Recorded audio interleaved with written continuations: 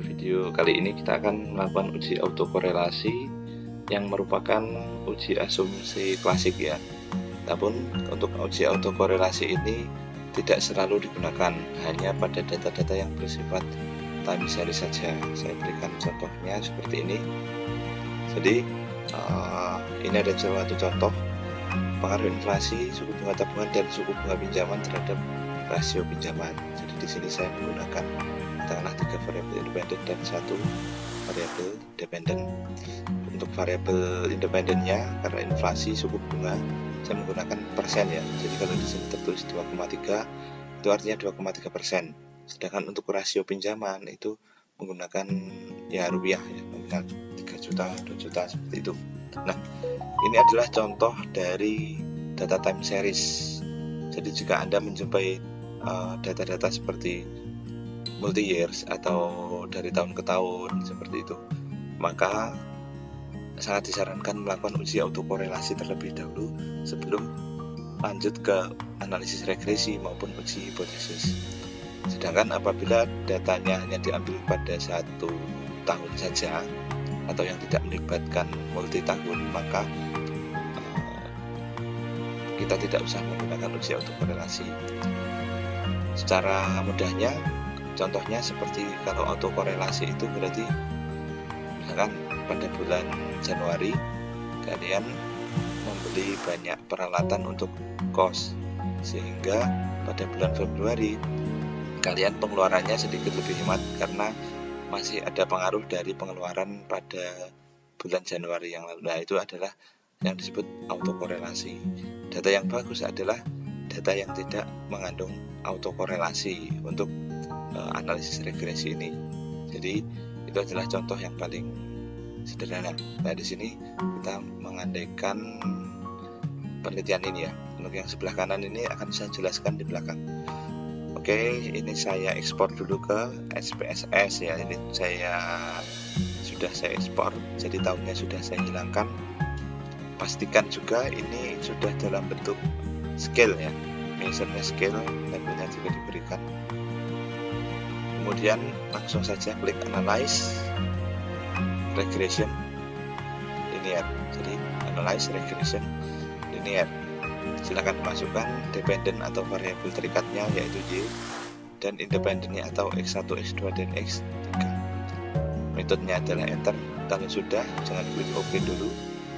Kita klik statistik.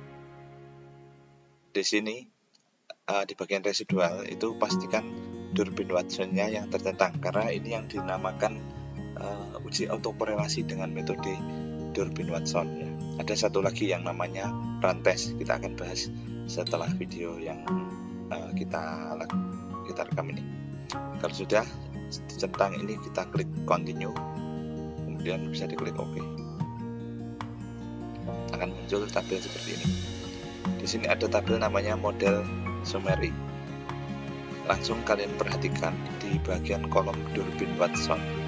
Ini adalah nilai D sebesar 2,031.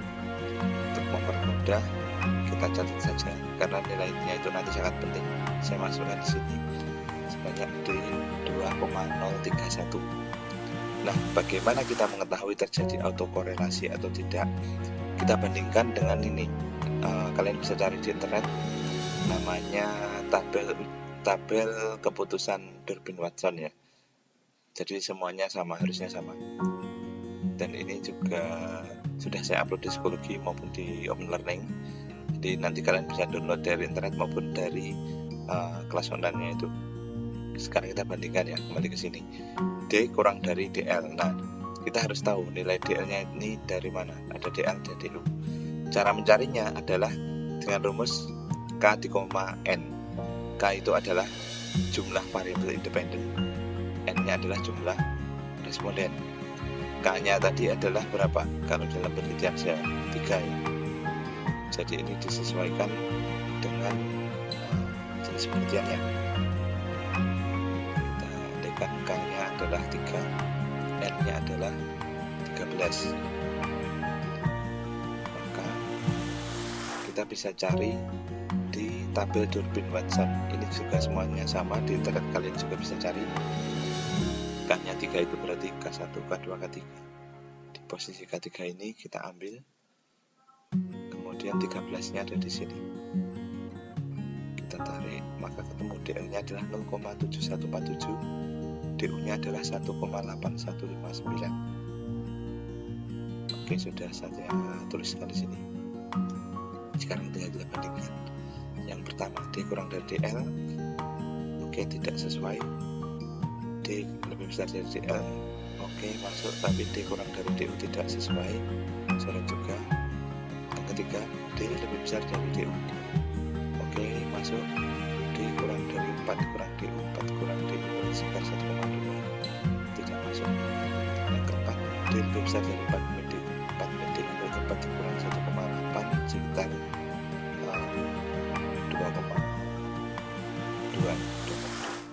2,2 sekian.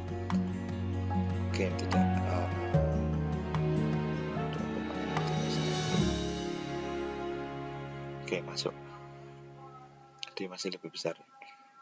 Kemudian 4 dikurangi DL, 4 lebih kecil dari 4 kurangi DL, yang masuk. Berarti yang keempat ini yang masuk ya. Tapi untuk memastikan kita cek yang kelima juga. Apakah D lebih besar dari 4 kurang DL? 4 kurang DL tadi itu. Oke, tidak, berarti masuk yang keempat. Yang keempat keputusannya adalah tidak ada keputusan.